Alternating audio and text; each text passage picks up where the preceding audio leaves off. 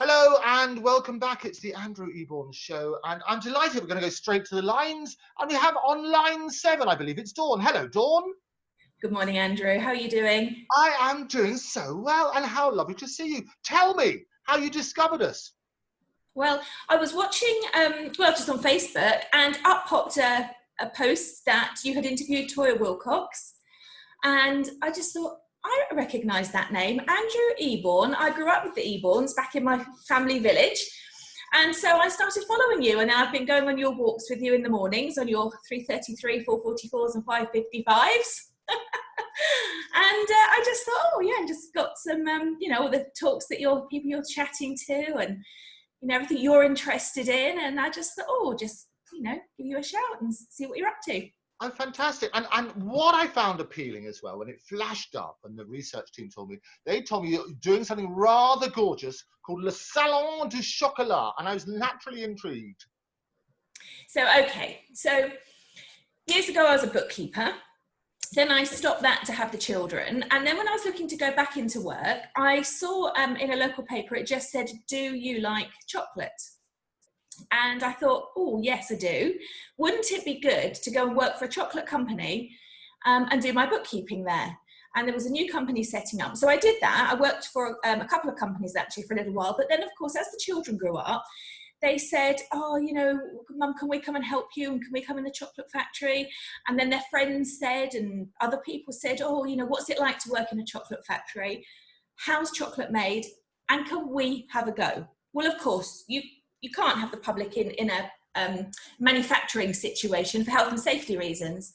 So in 2004, I just thought, I'll get all the same machines, the molds, and I will set up a studio where people can come in and join in and really make chocolate using all the professional equipment, the molds, just as I was doing with those two chocolate companies.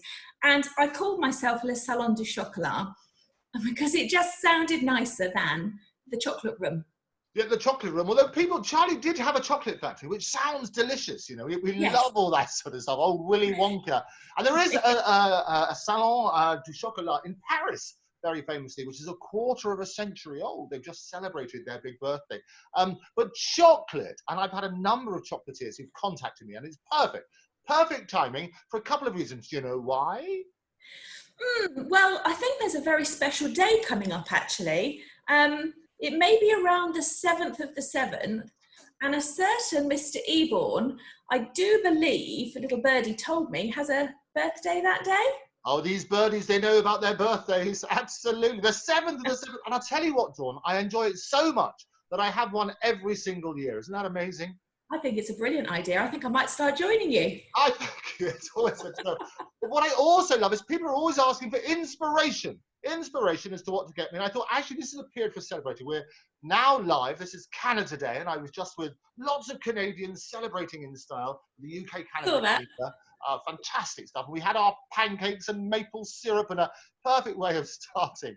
And we've also got Independence Day, not just the American side, which celebrate every year, but basically they're easing the restrictions. And on Independence Day, people are going to be allowed to gently come out into the world, which would be quite extraordinary. And another reason to celebrate in a cautious way with appropriate social distancing. But what better way? And the great news that I heard is that chocolate is good for you. And as it's good for you, what better way to use chocolate than to celebrate? Talk to me a little bit about the health benefits of chocolate. Okay, so when people say chocolate is good for you, so you'll hear one day it's good for you and one day it's bad for you. So avoid those days. I tell you what, we'll skip there. What is it? Mondays, Tuesdays are bad. Wednesdays are okay. We'll make that make sense. Chocolate Tuesdays, Wicked Wednesdays. So we'll have all of those. So chocolate itself, the only part of chocolate that has any health benefit is, of course, the cacao content, the cocoa content. So when you're buying chocolate, on the labels, it tells you how much in your product you are buying is cocoa. How much is made from the cocoa beans from the cocoa tree. So ideally, when you're buying your chocolate, you want to look for high levels of that. And naturally, or not naturally, but ideally that comes more in a dark chocolate.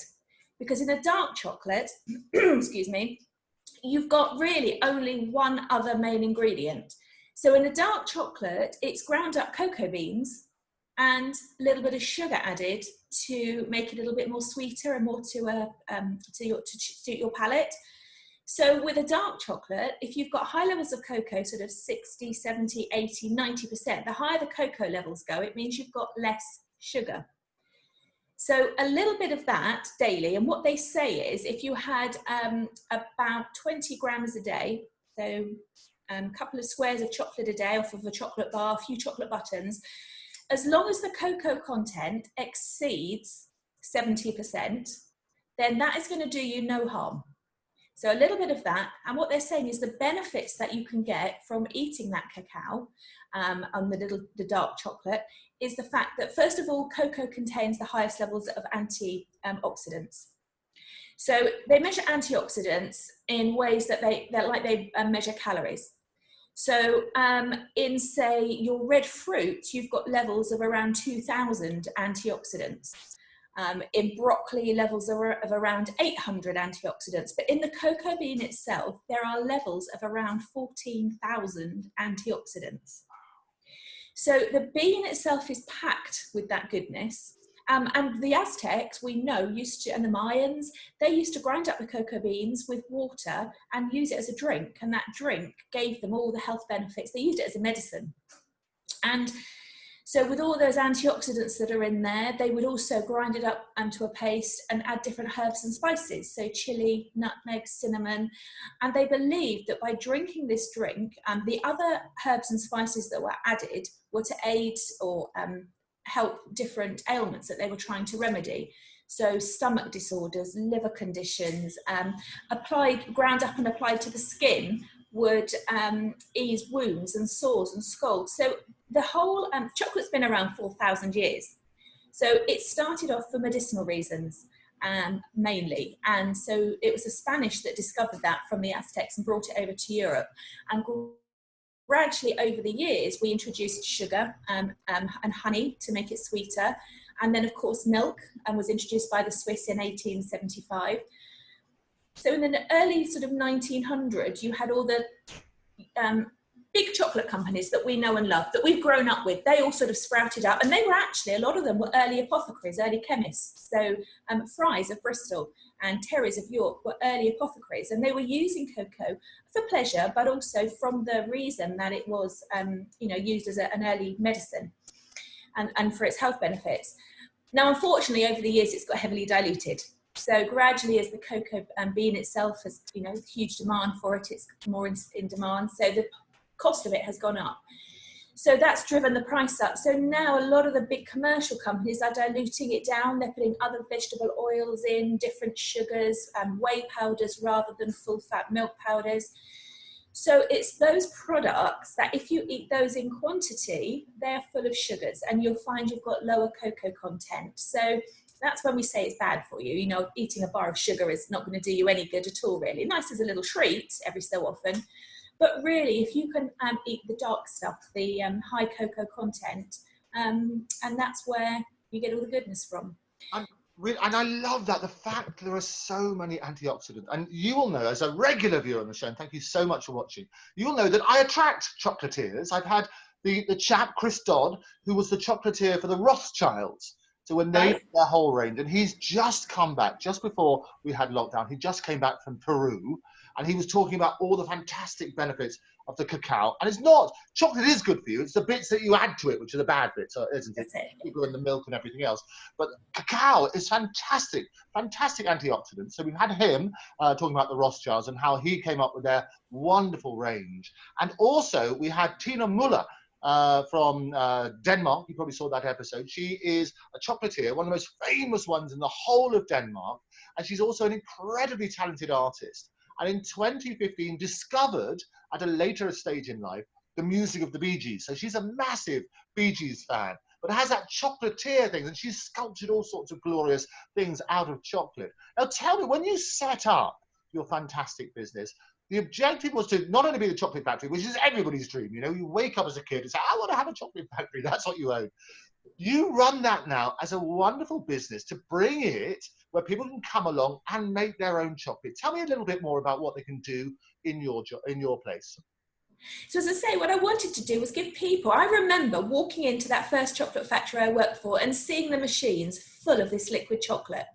And I just thought, wow, I've always loved chocolate, never ever thought beyond eating it, never thought going back to how it's made, where does it come from?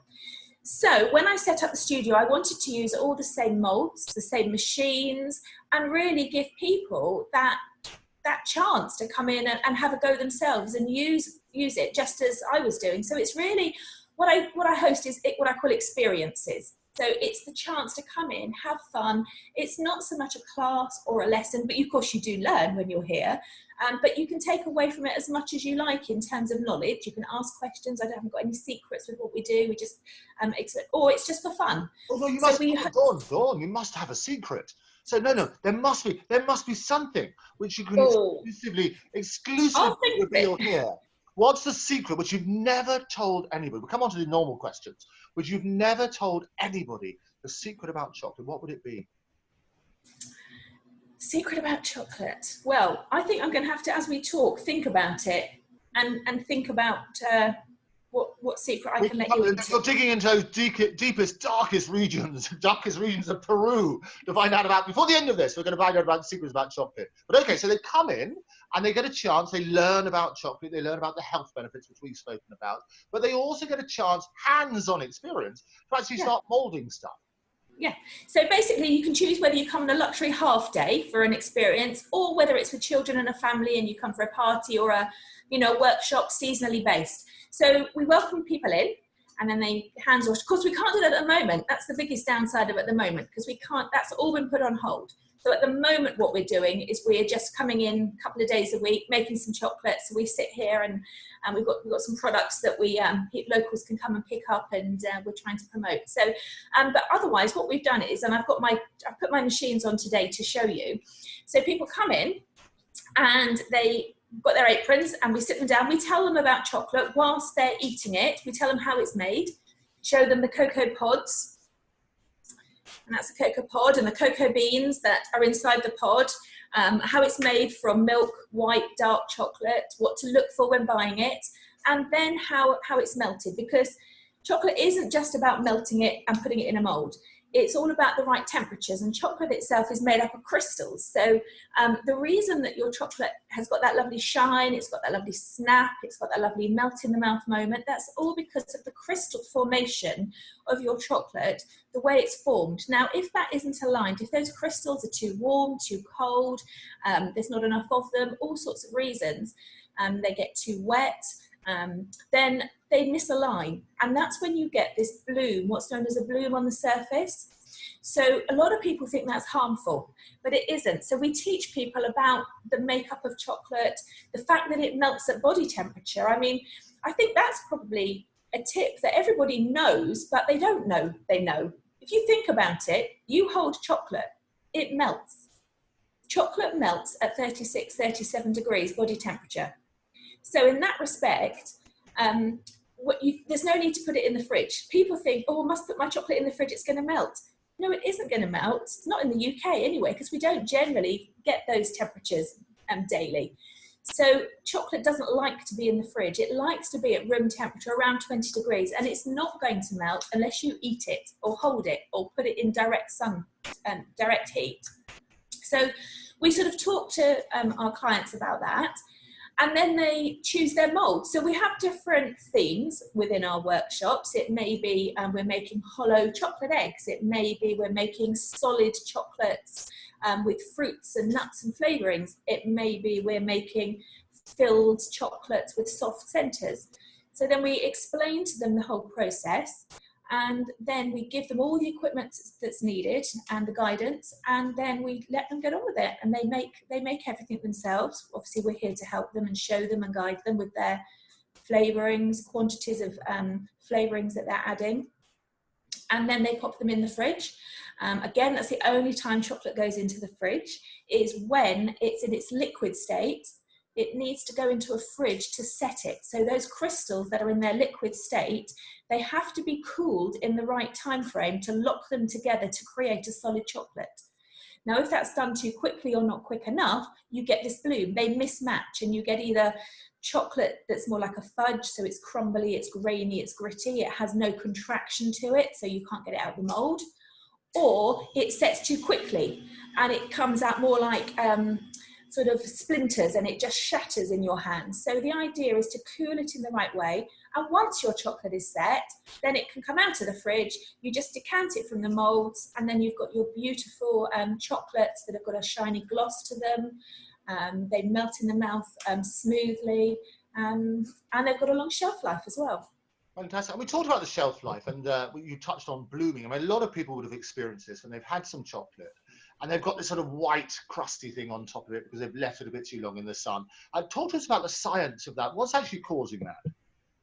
So what's happening is, as I said, if you were to have a microscope and you were to look at chocolate under a microscope when it's in its solid state, you will see that that chocolate is made up of crystals, and those crystals form together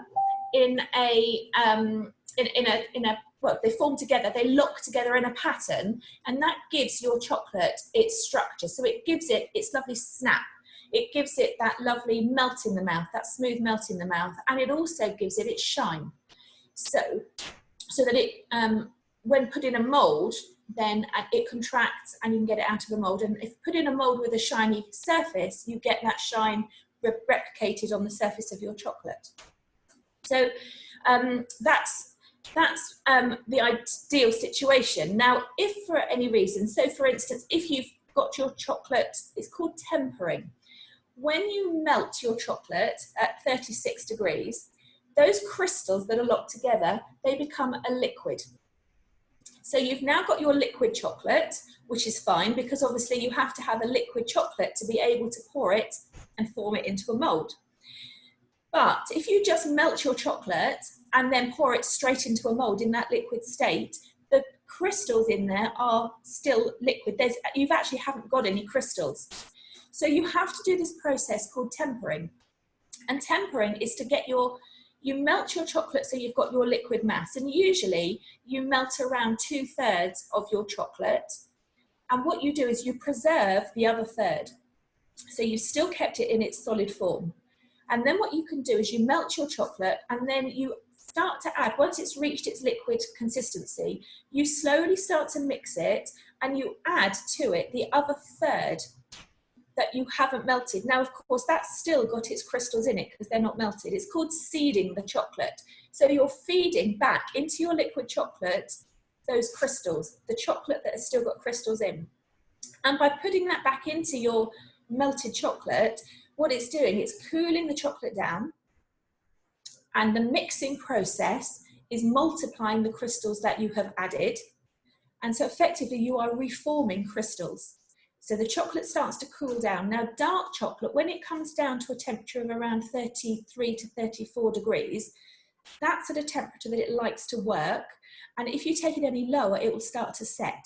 So once you've mixed your chocolate, you've put your crystals in and you've started to mix it, when your dark chocolate gets to around 33, 34 degrees, that's the ideal time that you can start molding and using your chocolate.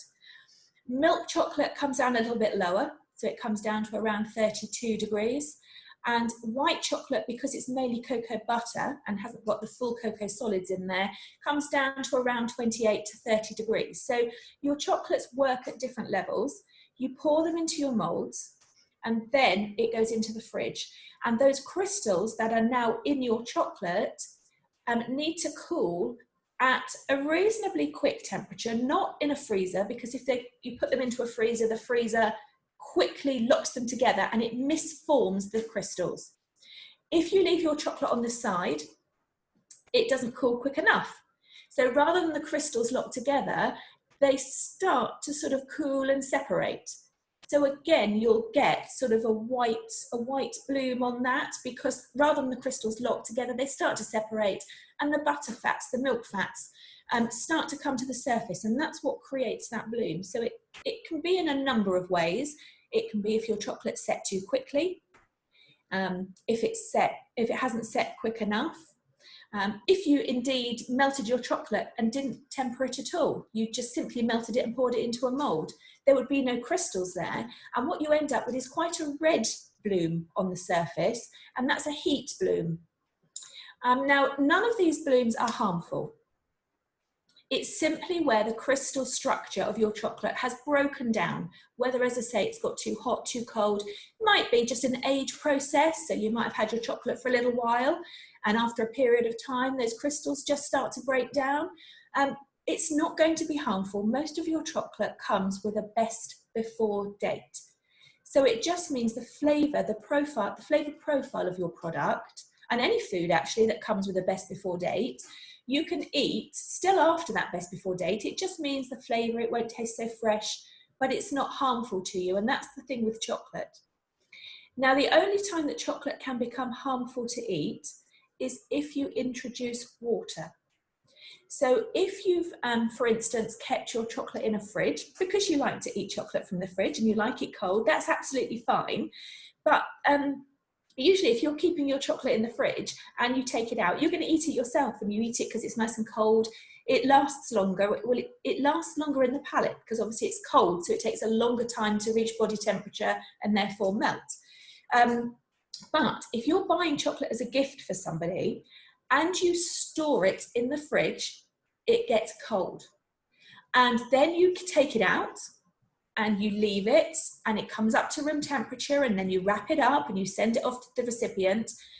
What happens potentially there is that chocolate then condensates. So as it warms back up to room temperature, having got quite cold, then a layer of moisture is formed on the surface. And that then starts to dissolve, and the sugars in your chocolate, and it starts to react with the sugars and obviously the milk powders that are in there. Now then potentially you've got the right conditions for mold and bacteria to grow. So if you think about it, mold grows when you've got three things present. So that's food, it's the right temperatures. So we've said chocolate likes to be out at room temperature. So ideally that would be the ideal temperature for mold to grow. But chocolate is water-free. There is no water activity in chocolate. So until you add water, it can't go off. But the minute it gets wet, potentially then it can start going moldy. So it's identifying whether the bloom you've got is a mold growing because it's got wet, or because it's just a bloom that's, you know, happened because you've kept it tucked in your pocket or something.